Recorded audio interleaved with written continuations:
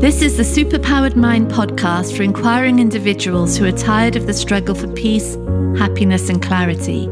I'm Claire Diamond, ready to help you explore the principles of the mind, the self, and reality to unlock ultimate mental freedom. This podcast is the one to listen to if you're ready to experience the capabilities of the superpowered mind. Hi everyone, welcome to episode 37, and today we're looking at should I stay or should I go? Which is really looking at stress and patterns and what is possible in any given situation or relationship. Because what often happens is that we find ourselves in a situation, in a partnership or in a friendship or a work or a place, and we're feeling stressed and we're feeling like this isn't working for me.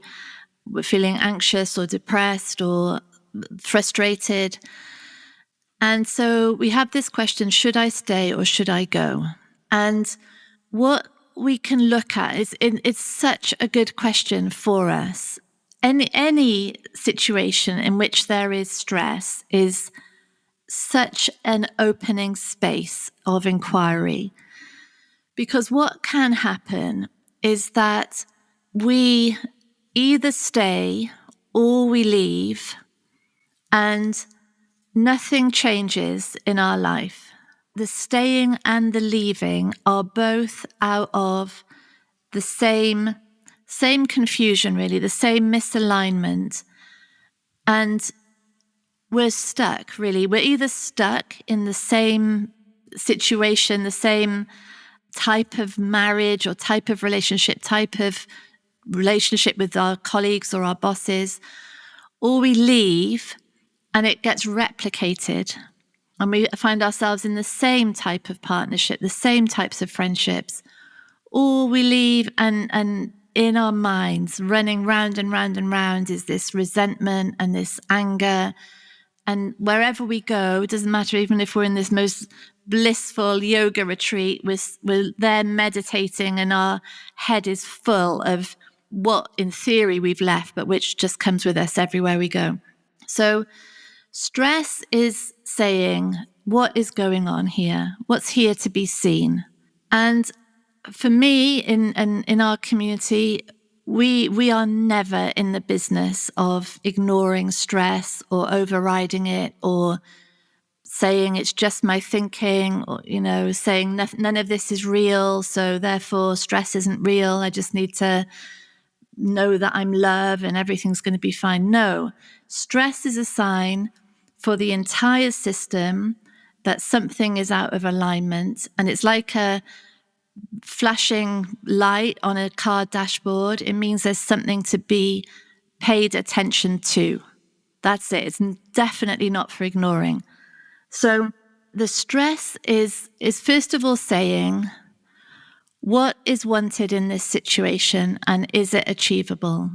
That for me is the biggest thing overall, because that really looks at this disparity, this total lack of overlap, really, between, on the one hand, the desperate desire to secure the identity, unachievable, and the desire to make things happen, make things work, create things, have relationships, eat, drink, drive cars, do exercise, have a job in the world of relative form, which is achievable. It might not be easy, and there might be big obstacles, huge obstacles even to overcome, but ultimately there is an achievability in it. We're not dealing with illusion, we're dealing with relativity. So that's our first point. What is wanted here?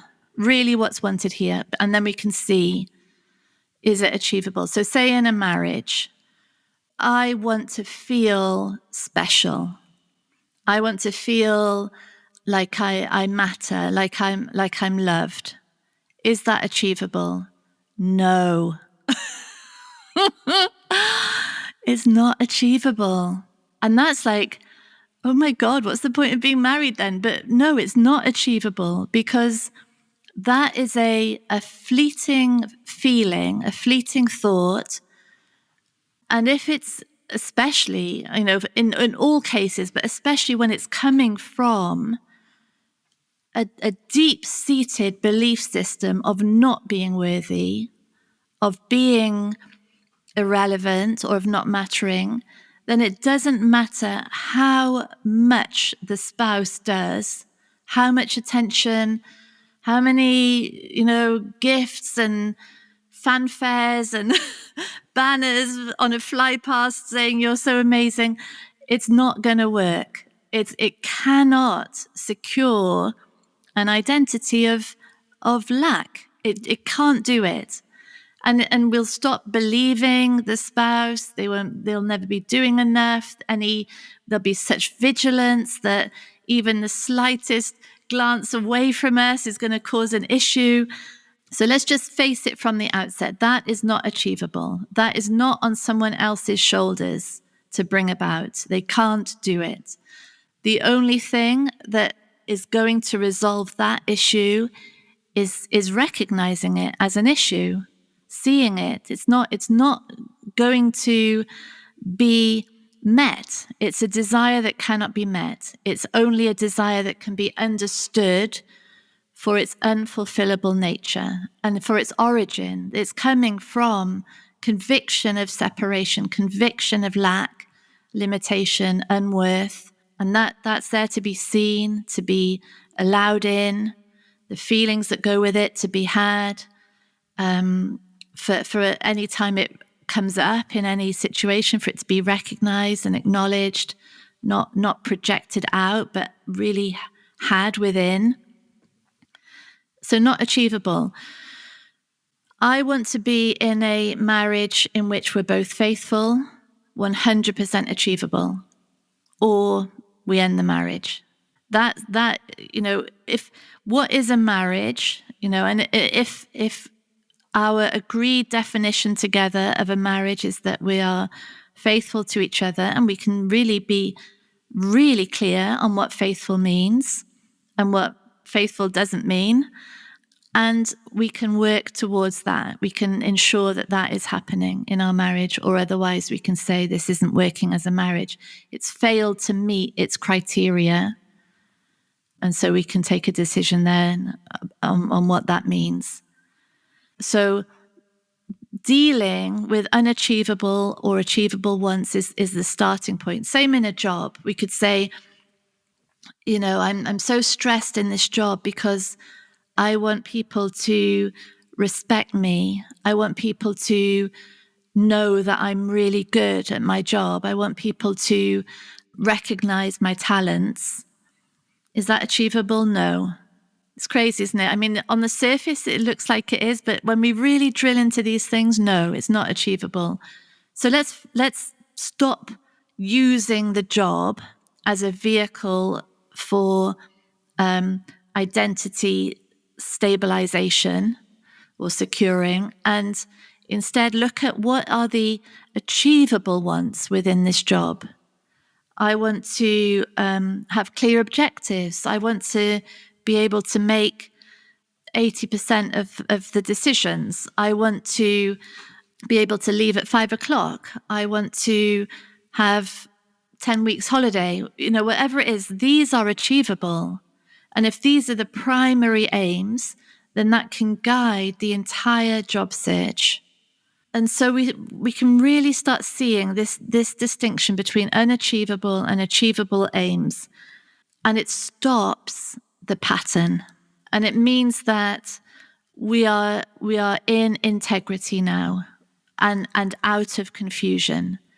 Because that pattern, which is driven by unachievable wants, which really essentially creates the unachievable wants, create the self and the environment in which the self is operating. So there's no wonder it gets carried with us wherever we go. It's the same thing.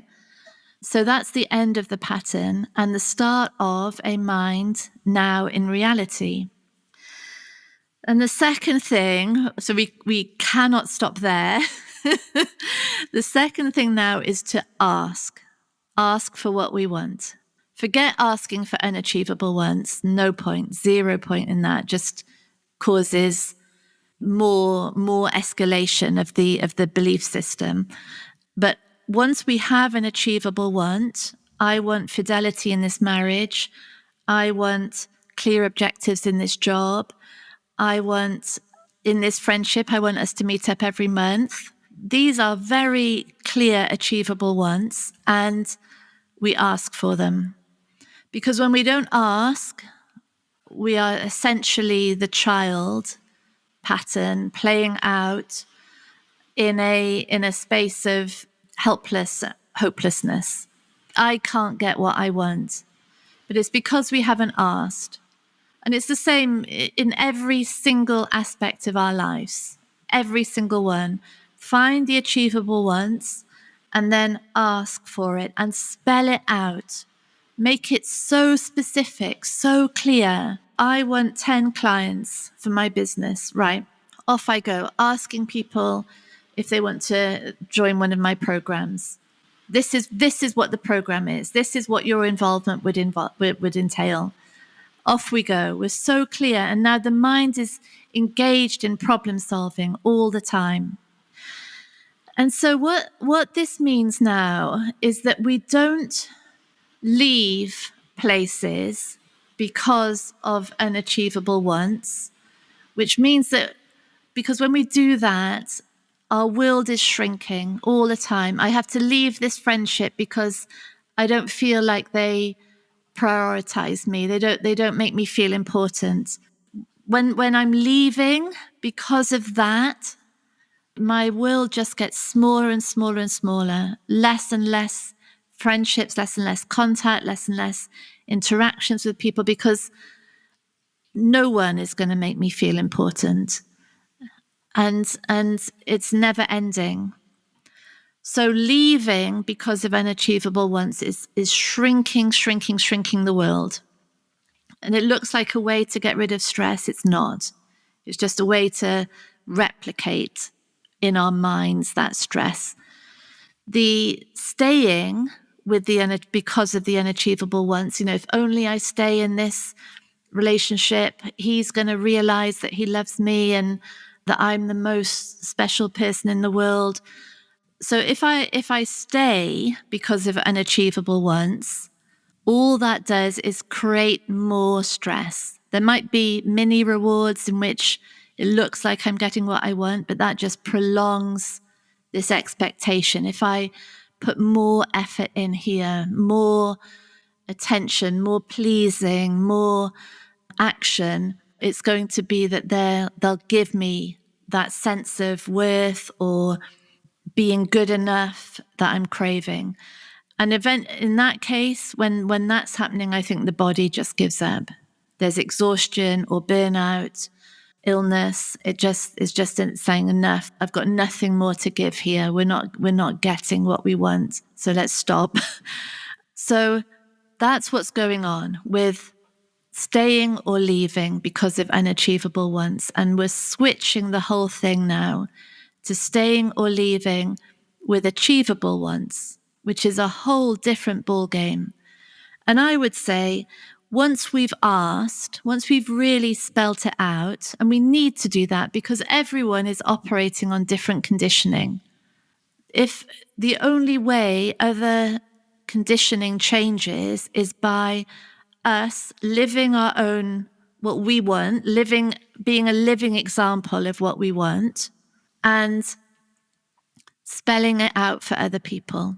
So spell it out. Ask for what we want. Give the organization or the person a chance to change.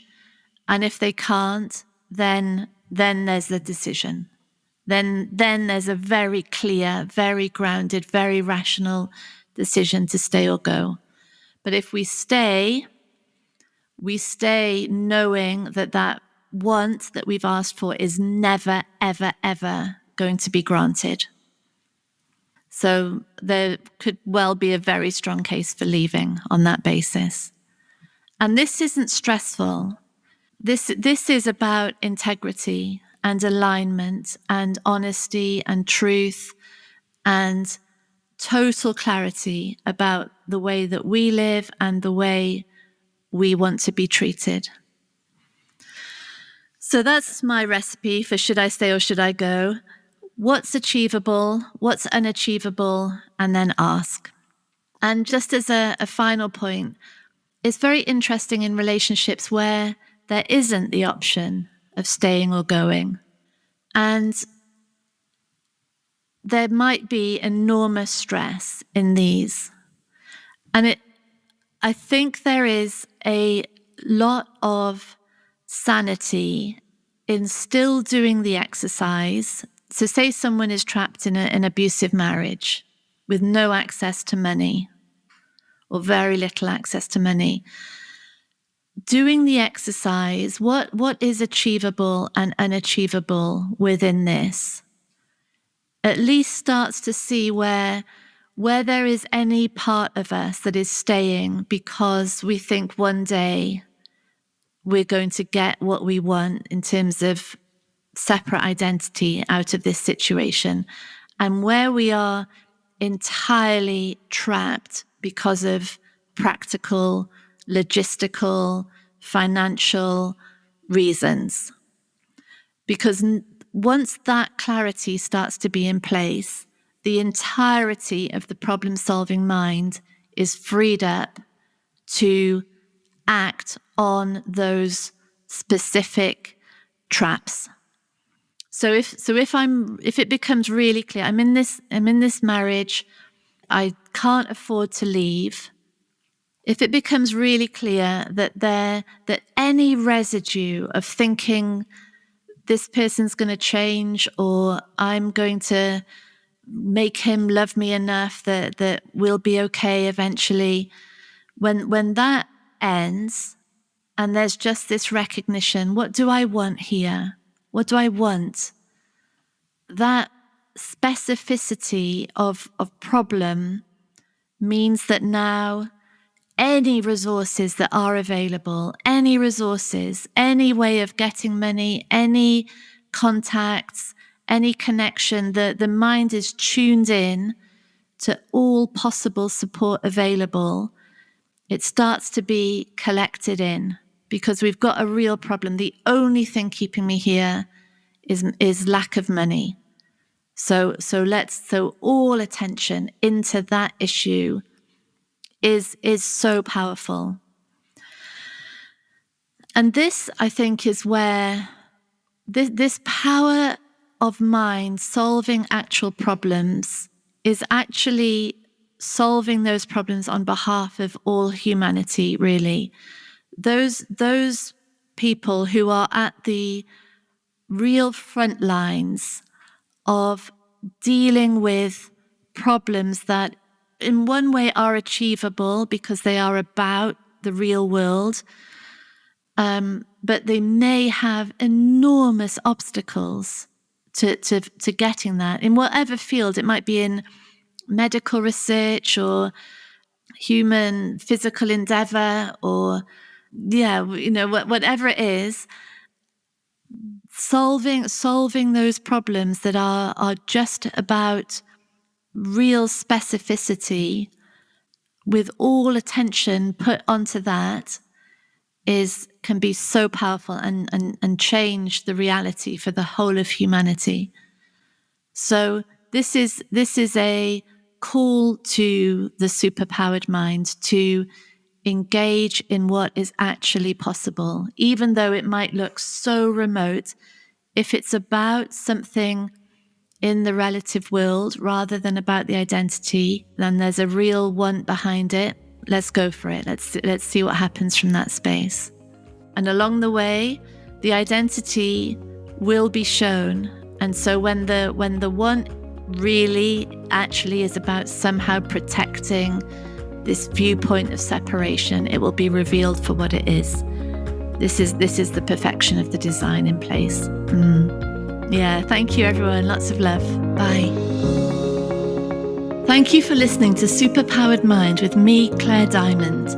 If you want extra support in the exploration of your mind, download our exclusive subliminal recording, especially for podcast listeners, on bit.ly/podcast subliminal.